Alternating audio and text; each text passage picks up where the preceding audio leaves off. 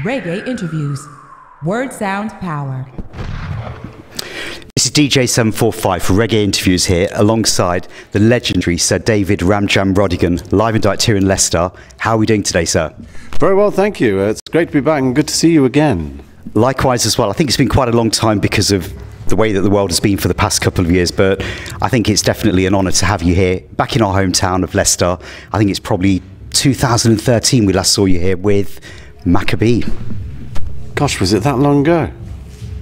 Blimey. Oh, that's okay. Okay, I can't believe 2013 was the last time I was here. Wow, okay. Mind you, I'm having difficulty remember what I did last week. So. I think we've all become a little bit like that, haven't we, with what's been going on and stuff. But I want to just start off by congratulating you on the magnificent Outlook Orchestra performances that we've had recently down in London, the South Bank Centre. Yeah, they've been very, very special. When we came up with the idea, it was very adventurous. It was a lot of work. Tommy Evans, especially the orchestra leader, and his team did a lot of groundwork, obviously. And the hardest thing, as you could well imagine if you know about music, is with an orchestra you have to absolutely write every piece, every note for every instrument. And it is a tower of you know, it's a towering task, it really is. But they did it, and the performers, the members of the orchestra are amazing. And of course all the special guest stars. We've had different lineups since the first one, and we thought it would probably be just one for my 40th anniversary, and next thing you knew, we'd sold out the Royal Albert Hall in just over 3 hours, and I frankly couldn't believe it. But what it did to me, it reaffirmed my belief that there is a great silent majority, so to speak, of people that love this music, and if you put them in a police lineup, you'd never be able to pick out the reggae head, because there are all sorts of people from all walks of life that love this music, and that's reflected when you go to the concerts, especially the ones that we were doing with the orchestra. People from all walks of life, and people from other countries flew in especially for it. So for me it was a wonderful well, a wonderful night, and there have been other nights since, but the first one was especially moving, and the Royal Albert Hall was absolutely incredible. So I'm delighted and very proud that we've done it. Now, the Royal Albert Hall performance that you mentioned, that was in March 2019, which happened to be the one that I ended up missing, even though I had tickets. Yeah, I wonder where you were. I wonder, but I gave the tickets to some family members that had a really great time as well. But no, I think that I brought the family down to Somerset House, which I think was later on in 2019, and that was a great show as well. Yeah, Somerset House was really good. That was, yeah, it was amazing. Again, it's just spiraled. We've done quite a few concerts outside of London and festivals and so on. So, I mean, it is exhilarating because there's such an energy on the stage, and all the musicians play so well together. I mean, essentially we've had the same lineup, one or two variations according to availability, and also the actual performers as well have all given their all in every way. It's been so uplifting. I mean, I think the most recent performances at the South Bank Centre, you had a great lineup of artists already, including the legendary Horace Andy, and then Freddie flew in as well from America. Yeah, Freddie flew in, and it was, well, Horace is amazing. He has this remarkable voice, which is still as unique and fresh as it was, you know, back in 1970. It's quite remarkable. And his beautifully restrained, laid back, and yet quite exciting performance. He's a master of his craft, as is Freddie. Well, all performers are in their own way, of course, but Freddie is, and Freddie and Horace, it was, yeah, people didn't know Freddie was going to be there. So after we did Redemption Song, which, you know, I said, I think we need to climax on something which is so remarkable, you can't really follow it. And I think Redemption Song, an instrumental version, where we had Julian Marley sing it the first time. And then when people think, oh, that's it, and we said, that's when we sneak in Freddie. Yeah. Where did the original concept for the Outlook Orchestra come from? It was John Bailey, my manager, and Noah, because Noah is the boss of the Outlook Orchestra, and they'd already been doing things. I mean, a lot of the members are actually members of, some of the members of the orchestra are members of Gentlemen's Dub Club. I didn't know that. Yeah, and Tommy is actually the orchestra leader, is actually the drummer of Gentlemen's Dub Club. So they have a passion for reggae already, some of them, and yeah, the idea was that the Outlook Orchestra had already been doing things along that, in that vein, in that style. So we got our heads together and said, well, David, why don't you choose the songs that you think are really important from the different genres? And I did, from ska to rocksteady and reggae, and a bit of jungle and dancehall, and yeah, that was it. That was it. I mean, I think that for myself, I think that the Outlook Orchestra is almost reminiscent of some of the performances that we've had from people like the late John Holt, Freddie McGregor at the Albert Hall. So, you know, certainly got to congratulate you for keeping up that momentum. What's next for the Outlook Orchestra? Well, we think that the show at the, is it Kenwood, isn't it? Yeah. We think the show at Kenwood will probably be the last one. That's going to be up on Hampstead Heath on the 12th of June.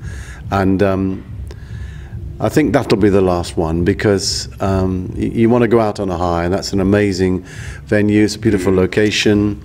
Yeah, and it'll be, hopefully, weather permitting, it'll be a lovely hot summer. So it'll be a lovely hot summer's evening, and I think that'll be the last one. Yeah, nothing lasts forever. True, true.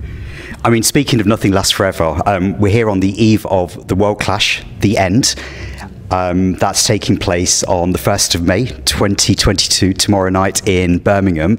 Let's talk a little bit about World Clash. So it's 10 years since you had that crowning glory at Club Amazuru. Gosh, it is, isn't it? 12, yeah, yes, it was, yeah, 10 years ago, 2012. And I didn't even really want to do that. They really pushed me to do that. I have to say that Irish and Chin and Lady Val have done so much for me as a performer, because a lot of the time in those clash scenarios I've always been a bit reluctant, you know, not terribly confident, and they were the ones that said, you know, absolutely, you should do this. It's, well, both Lady V and Chin, and so I thank them for having confidence in me, and it is a very exciting genre to be involved in. It requires rapid speed thinking. You've got to be so alert, so on point, because the whole thing is a massive musical chess game, and the energy levels are off the radar. You're in front of thousands of people. Jamaicans are an audience that will not tolerate inadequate performances. You know, notoriously they will bottle people at stage shows in Jamaica. So yeah, very exhilarating, very exciting, and over the years it's been a real joy to take part in it, and I've become friends with all the top selectors and sound systems in Jamaica as a result of that, although I knew them anyway, but I got to know them even more, and I salute all of them for the wonderful way that they've brought entertainment to Jamaica and to fans of the music. I mean, here we are in Leicester. The Clash is going to be in Birmingham, but clashes happen all over the world, or not so much now, of course, because the music has changed, and that's one of the reasons why I think the Clash culture is boiled down to the gravy, or even to the pepper, as they say in Jamaica. But it's been a very exciting journey for me, and it was certainly a great privilege and an honour to have won it. And against my old nemesis, you know, there's Bass Oddyssey, who, when I clashed them in England for the UK Cup clash, they said I was too much of a gentleman, that when I won that round I should have just taken the win, and I said, no, let's go for a recount, and, well, you know the story, and then I lost, and everyone said no, and I have to be fair to Mark and Squingy. About a week later I brought them to Kiss FM to do an interview, and they both said to me, they said, it was yours for the taking. We'd actually, the box was empty. We were running on empty, and we couldn't believe it when you said, "Okay, let's go for a revote." And then you know, I mean, it was a lovely thing for them both to have said, and they became very good friends. And I've always held them in high regard, especially Squingy, because he was just an awesome presence on stage. Yeah. You know, these selectors, they do have a special quality because they're able to actually wipe you out with a speech, even though you're armed with some really amazing music. It's that skill of the speech, the topic, the thought process that gets you there. So to win in New York, when they played back a song that I'd already played, Garnet Silk, yeah, and look on Pee Wee's face. I thought Pee Wee's going to, you know, literally spring through the ceiling of the venue. He leapt into the air, as did I, and we realised we'd actually won. So yeah, it was a. Yeah, that was an amazing night. Yeah. I mean, in that 1-3-1, I think from memory, I think you were 3-1 down at one point. What was the turning point for you? I don't know. I was on the ropes. It was like, it was over. I was getting battered. I was 3-0 down, I think, or even at one stage 4. And I'm thinking, I'm being put through the ringer here. I'm absolutely being chewed up. How can I possibly? And I don't know how it came. I still don't know how it happened. It just turned, and next thing, I was pulling back, and I won it. Amazing. Well, certainly a well-deserved victory, and I'm sure that you're going to be there alongside some of your peers for the crowning of the legends as well. How does that feel to you? Well, that's a great honour, and yes, and Mighty Crown coming in, everyone's going to be there. It's going to be very exciting, and also very sad that this part of Clash culture has come to its end and its logical conclusion, I think, because nothing lasts forever and things change. The music has changed quite dramatically in the last few years in Jamaica, the way in which it's made, and the artists, they're new and they're young, and it's their time. You know, everyone has their time, and we've had our time. It's time for new young selectors to come through, and I think in order for Clash culture to continue, the rules have to change and the way we view it has to change. I think one of the issues, and I always felt sorry for younger selectors, was that because we were elders, we'd had the advantages of cutting dubs with artists who were no longer alive, and so therefore it seemed unfair for these young bloods to be coming in knowing that, you know, there's a Prince Buster dub that will knock them out the park or whatever. So I think that this era of clashing has come to its natural conclusion. I don't think clashing is over. I think it has to grow in another direction, and we have to look at ways in which these new young selectors can shine. I think it's very, very important that they shine and that they have their time. You know, we should grow old graciously, and we should reflect back on our successes, but we mustn't cling on to them, because you know, take kindly the counsel of the years, you know, and move on. I mean, one of the things I sort of find is that with some of the music that we're hearing now, it doesn't have that depth or substance that then carries it forward in a dance. What's your sort of opinions on some of the output that we've had in recent years? We've lost some of the traditional reggae, we've lost the traditional dancehall, there's these subgenres like trap dancehall that have come about. Do you feel that they have that same sort of energy in the dances? I'm afraid I don't think they have it. I don't think they have it at all, actually. And I think that's why we're where we are. We cannot decide what young people are going to do with their lives and their music. It is for them. And they are making music for each other. They're not making music for us. They're making music for themselves. And it will always be thus. It always has been thus. It's never going to change. Young people will make music for young people, and that's a given. We have to accept that. However, we can observe and we can make comments on it. My comments would be that the essence of Jamaican music has been, how should I put this?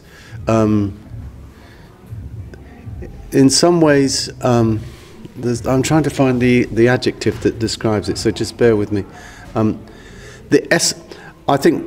I think one of the problems with the new genre of music is there's a lack of energy within the structure of the rhythms. So if we look at Rocksteady, the energy there was so restrained and so reserved, but so beautifully contained and constrained within those deep, heavy rhythms, allowing the singers to sing. Ska had this incredible driving energy, it was very loud, and you know. And then reggae came in again, of course, which is slightly faster than Rocksteady. And then roots came in, and then dub came in. So we had all these changes. But within all those genres, you had this depth that just struck a chord with people, and it exported. This music has been exported from Jamaica for decades. I have to say, according to all research and everything I hear and read, this new music is not exporting. I've heard people say it doesn't get past Norman Manley Airport. I've even heard people say it doesn't get past the cement factory on the road to Rockford, to the airport, which is very, very sad. And I think one of the reasons is it's lost its way in terms of its identity. The thing that made reggae music, Jamaican music, so exciting and so popular was it had this incredible energy. It also had this unique vocal style. The Jamaican patois, the Jamaican tone of voice, the Jamaican way of speaking, the use of English language in the way that it's used in Jamaica is just phenomenal. It's amazing how artists are able to take the music and give it this energy, and that's what it's always had. What we're hearing now is a kind of, when I hear a lot of it, that's what it does to me. It makes me go, oh, because, I mean, I'll give you one example of something that I thought was really, really brilliant. I thought Bricks on Bricks by, not Skilly, yeah, Skilly Bang? Skilly Bang. Is it Skilly Bang? Bang, yeah. Brick on Brick?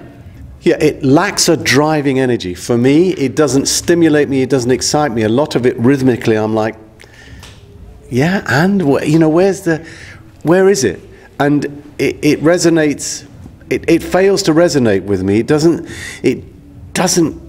hit me. It doesn't, you know, I remember, and we all remember some of the great dancehall rhythms. Like, oh my gosh, you know, some of the great dancehall rhythms, you couldn't wait to play 10 versions. Yep. Because it was so exciting. But now, not all the rhythms, of course, but a lot of them are not dancehall in structure. They're not soca in structure in terms of boom, boom, that beat. They have this beat which is, they call it dancehall trap, I don't know what it is really, but kind of, is it a kind of a version of American hip-hop or hip-hop? I really don't know what it is, but I have been told, and you know, it's interesting always to watch Winford Williams' show, Stage Time, because you know, he's so informative. You learn so much from that show, because he takes on all genres of the music, and it's been revealed on that show and elsewhere that a lot of these rhythms are not even made in Jamaica. Yeah. They're being purchased at $100 a time online from beat makers somewhere in the world. Another from, you know, Brooklyn has built this rhythm. For $100 you get it to use it, and I think there lies the problem, that there's a lack of industry within the way the way the music is being made in Jamaica.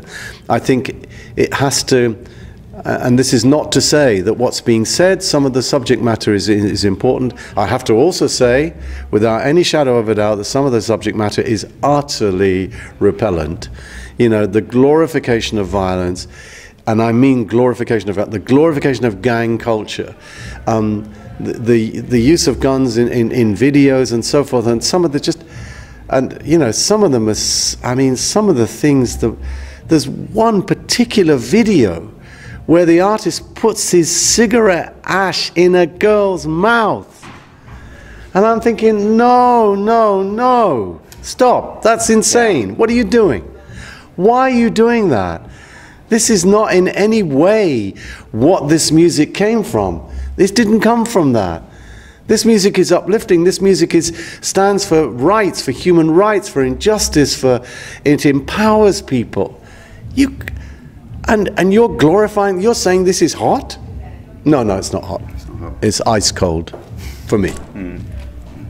I mean, I think that a lot of people, even watching today, will probably agree with some of your comments as well. There is some light, though, because I know that some of the producers over in Europe, for example, Fruits Records, Evidence Music, the work that Roberto Sanchez is doing, are still trying to sort of like maintain that heritage. So credit to them. Oh, without doubt. There are some very exciting things happening in Europe. Yeah, Roberto Sanchez is a remarkable talent. I mean, phenomenal. There are bands in Geneva and Switzerland. There are bands in Switzerland that are making authentic reggae music that's really exciting. I mean, I do a radio show every 2 weeks. I do a 2-hour radio show every week, and I'm able to find enough music, new music every week to fill that. Oh, wow. Mind you, not as much as I had before by way of new music, but I still am, and a lot of it comes from other parts of the world, yeah. Without doubt. Mm-hmm. Now, we know the story of when you first met Bob Marley in that shop front out after a performance, and the time when you were walking down the stairs at Island Records, I think. I want to flip it though. Let's talk about your first experiences of meeting a shining light in the genre at the moment, Coffee. Oh, right. Well, I only met her quite recently. I just, for whatever reason, I didn't connect with her. I connect with her musically because I think she's amazing. And obviously, when One Extra were down in Jamaica, she came and did that freestyle with Chronics at Tough Gong, which is incredible. And she sent me a dub plate and she also recorded a dub plate, and I hadn't even met her. So yes, I think she's very, very exciting. I think probably in many ways you could say that Ladies' Day at Ascot, when Toast was the biggest record in the UK, and ladies at Ascot were singing it and videoing themselves in their frocks and outfits and dresses, I just thought, yeah, this young woman has arrived. Mm-hmm. And I think I mean, she's now 21, but she's 18 when... She's now 21, but she was 18 when she burst on the scene. And this ability to ride a rhythm and have this style and this grace, but this lyrical content and this vocal energy was so exciting, and I wish her every success. The rest of the year, it looks like it's turning out to be a busy year for Rodigan. I know that there's lots of festivals that are popping up where you're going to be performing across the UK. We all seem to be having a bit of a impetus of reggae festivals back in the UK, which is something we've not seen for quite a while, even pre-COVID. Yeah, I was amazed. The Milton Keynes Reggae Festival, I was like, and the Hastings Reggae Festival. You just wouldn't associate those towns with reggae festivals, and yet both of them were so well attended. I mean, really, and again, it renewed my faith in the music, that people love this music. They do, and from all households and all walks of life, people love reggae. There's something about it that turns people on, and it gives them joy, and it's different to any other kind of music. And yeah, so the reggae festivals here in the UK, that we've seen a growth in them, and it's been amazing and really wonderful to perform on stage. My tour manager, General Winnie, as I call him, Winnie O'Connor, he often stands in the wings and just smiles and chuckles as if to say, "This is nuts, this is crazy." He's partly a Jamaican origin himself, so it's a wonderful joy for him and for all my friends to see what's happening to the music, because it's still alive and well, it's still blossoming, and it's so lovely.